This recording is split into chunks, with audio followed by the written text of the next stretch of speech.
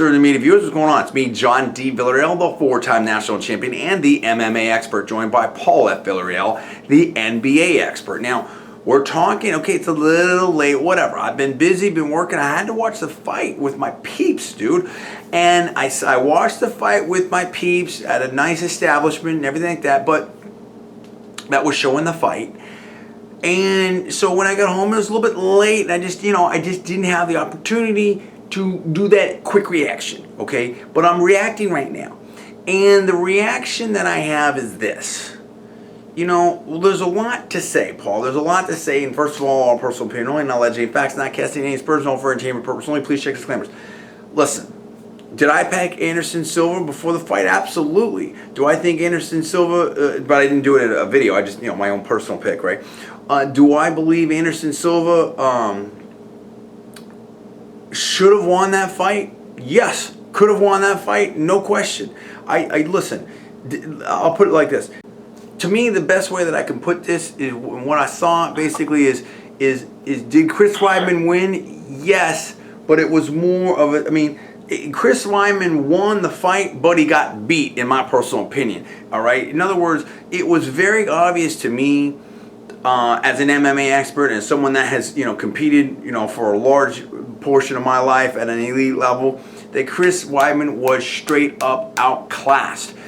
Think about it this way. Chris Weidman couldn't hold Anderson Silva down, so couldn't really seriously impose his wrestling. He did for a little bit of time, but in other words, Chris Weidman couldn't do a GSP to Anderson Silva, or even a chill sauna to Anderson Silva, meaning that he wasn't going to be able to keep him down on the ground the entire fight. So that was problem number one. If Chris Weidman couldn't do that, then he's got a big problem. Now, number two, Chris Weidman wasn't able to throw a fight in. He wasn't able to submit Anderson Silva. So let's think about this for a second.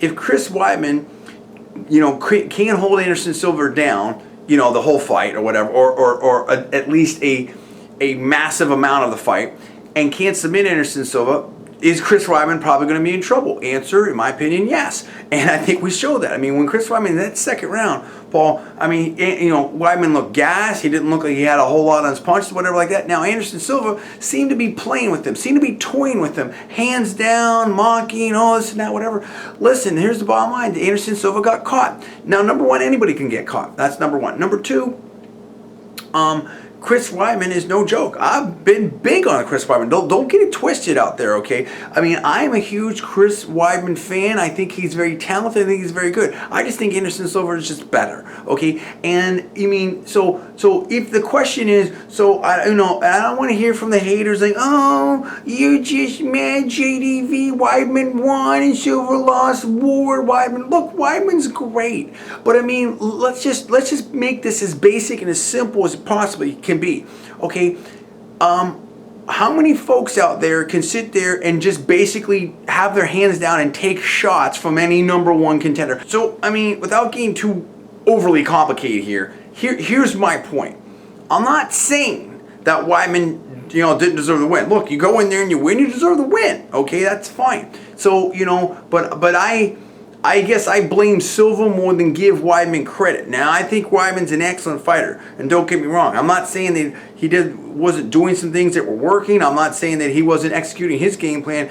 He was. What I'm saying, in my opinion, and maybe I'm wrong, but in my expert opinion, if Anderson Silva fought a disciplined fight, or even a normal fight where he kept his hands up and showed some offense, I think he would have gone on to win the fight in fairly convincing fashion. I think he would have stopped Weidman. I think Weidman was getting tired. I think Weidman was a good bit exposed in the second round.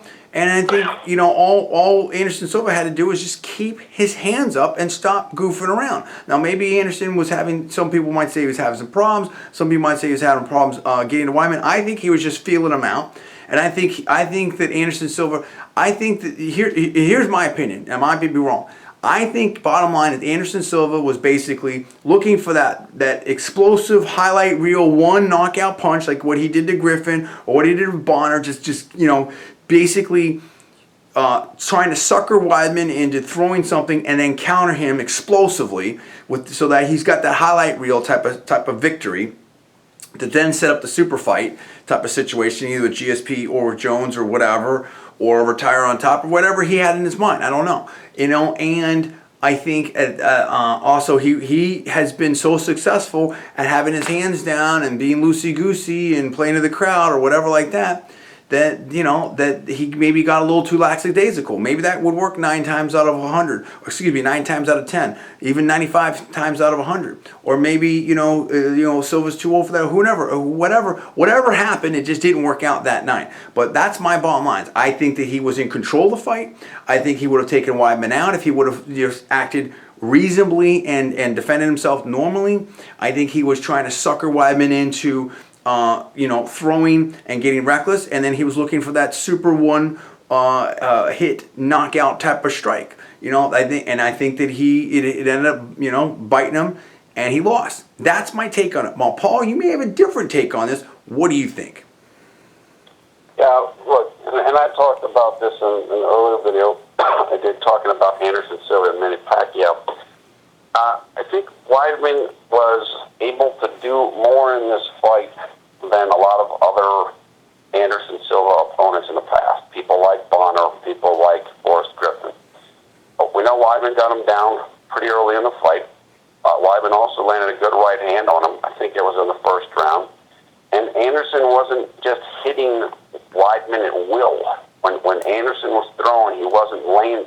So I'm not saying that Weidman's on Silva's level, because I don't think he is. But Anderson Silva's 38 years old. I don't think he's got the same physical ability that he used to have. And honestly, I don't know if he's as interested as he used to be. Right. Because he beats everybody. Right. So I think there was a bit more of a case for Weidman in this fight than some of Anderson Silva's fans would like to admit, even though I agree that Anderson Silva's going to beat Weidman most times, more than 5 out of 10 times. So that's what I think. Still, clearly, Anderson Silva was playing around when he got hit. There's no question about that. So it's not like Anderson Silva was fully prepared and ready and trying his hardest when he got hit. Yeah, nobody can. I mean, that's what I was trying to say earlier. I don't know of anyone that can just sit there and take shots with their hands down undefended from a top contender and think that's going to work out over any length of time. It's just not. Okay? I mean, at some point, you're going to get caught. You are going to get caught and you're going to get dropped. And that's what happened. And the thing is that, there's no question, and you make a great point. Anderson Silva's 38. And the one thing that I certainly know is that, every fighter and every athlete loses 100% of the time at some point to, the clock, meaning time. At some point, age catches up to you. That's the bottom line. And, in terms of being able to compete at that level or whatever, and that's just a battle that every top athlete is going to lose. Okay? And so the question is when? And did we see it? Did we see it on Saturday night, or was there these other factors involved? My take, and I say it again, my opinion is that Anderson Silva could have won that fight if he would have fought smart. I think he was on his way to winning that fight. But like you said, Weidman showed a lot of good stuff there, and who knows? The bottom line is that Weidman won. Now we have to talk about: do you think there's going to be a rematch? So supposedly Anderson said he didn't want a rematch, but then Dana White wants a rematch. What's your take on that, Paul? Do you think that there will be a rematch? And I was thinking some of the same things you were thinking about. What was Anderson's interest level? Really, has he gotten bored of the sport? Does he want to do other things? I heard about, I think I've read something about a movie. What's your take on this? Do you think there will be a rematch? Well, look, I heard Anderson after the fight. And again, now Anderson's not a native English speaker, so this might not have been much of anything. It might just been a misinterpretation. But when Joe Rogan asked him about it, he didn't seem like, I'm not saying he didn't want it, but he wasn't demanding it either. It wasn't like, yeah, I want a rematch right now. It was more like, I think Joe Rogan asked him if he wanted a rematch, and he kind of was like, well, not sure, whatever. So I'm not. Again, it's not that Anderson Silva's afraid of Chris Weidman. It's just, he's beaten and fought everybody. Now, he's still going to keep fighting. I'm just not sure how quickly the rematch is going to happen. Would it be the first fight back? I'm not sure. So I'm not certain that Anderson Silva is immediately looking for a rematch here.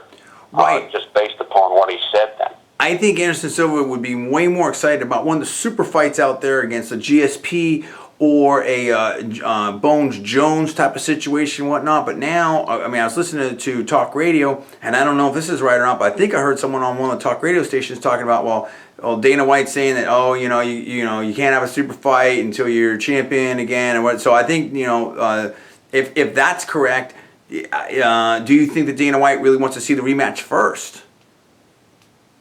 Yeah, that could very well be. That could very well be. Look, like I said, I'm looking at a picture here right now of in the first round after Weidman got the takedown, and he landed a good shot on Silva that stunned him. Mm-hmm.